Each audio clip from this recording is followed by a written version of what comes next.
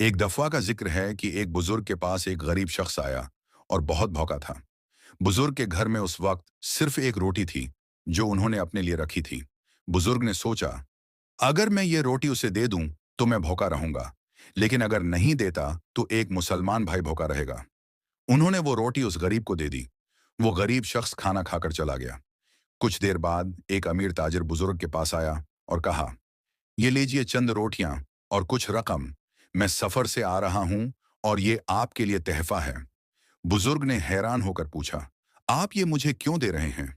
ताजिर ने जवाब दिया, मैं रास्ते में जा रहा था तो मेरा ऊंट एक जगह रख गया। मैंने ख्वाब में देखा कि एक फरिश्ता मुझसे कह रहा है कि अगर तो आज अल्लाह के किसी बंदे को खाना खिलाएगा तो अल्लाह तुझे उसका 10 गुना अजर देगा। बुजुर्ग मुस्कुराए और उन्होंने समझ लिया कि यह अल्लाह का वादा है जो पूरा हो गया। उस कहानी का सबक, ये कहानी हमें सिखाती है कि अल्लाह की राह में दी गई हर छोटी सी चीज रायगा नहीं जाती। जब हम किसी दूसरे की जरूरत पूरी करते हैं तो अल्लाह उससे कहीं ज्यादा हमें अता करता है।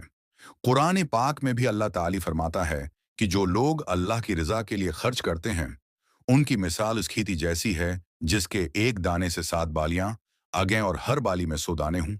ये कहानी आपके बच्चों को ऐसार, कुर्बानी और अल्लाह पर तोकल सिखाने के लिए बेहतरीन है।